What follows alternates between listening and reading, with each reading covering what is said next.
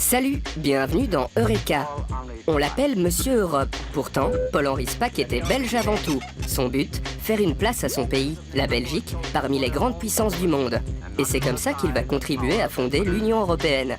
Il est un des fameux pères fondateurs, avec les Français Robert Schuman et Jean Monnet, l'Italien Alcide De Gasperi et l'Allemand Konrad Adenauer.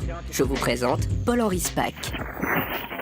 1941, la Deuxième Guerre mondiale bat son plein. Le conflit pousse Paul-Henri Spaak, ministre des Affaires étrangères belge, à devenir pro-européen. L'Allemagne nazie a envahi la Belgique, les Pays-Bas et le Luxembourg. Pendant l'occupation, les gouvernements des trois pays voisins se réfugient à Londres. Là-bas, Spaak tisse des liens entre les trois États. Son idée, dès 1941, créer une coopération monétaire, économique et douanière. Son but, sortir la Belgique de la crise et l'élever au rang des grandes puissances. Et le Benelux est né en 1944, avant la fin de la guerre. Le Benelux, une contraction de Belgium, Netherlands, Luxembourg. Cette mini-union de Spaak va servir de test pour la future Union européenne. 1948, naissance du premier mouvement européen. Dès 1945, les mouvements pour la paix se multiplient et l'idée d'une Europe unie avance. 1948, le mouvement européen est fondé. Il rassemble des hommes et des femmes qui rêvent d'unir tous les Européens pour de bon. Les futurs pères fondateurs de l'Union européenne se retrouvent dans ses rangs et Paul-Henri Spaak est un de ses premiers présidents.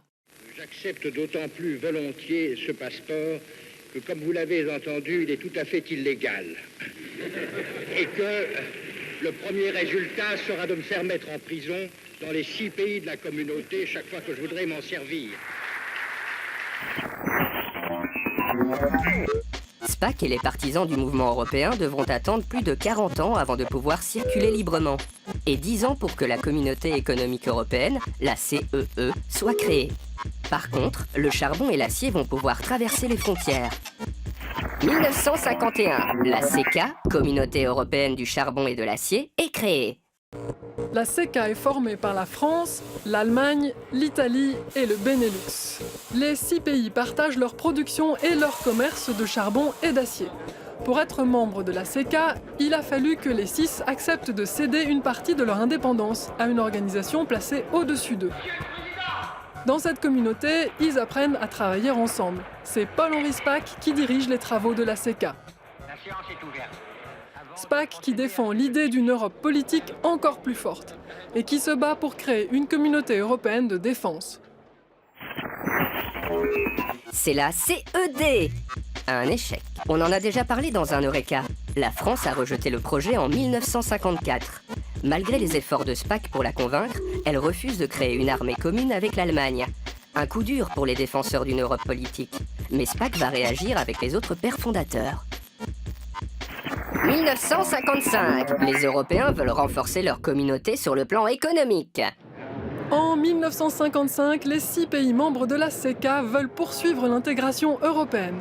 Un comité est mis en place pour étudier la possibilité de créer un marché commun européen. À la tête de ce comité, un certain Paul-Henri Spaak. Il va convaincre les 6 de signer un accord économique.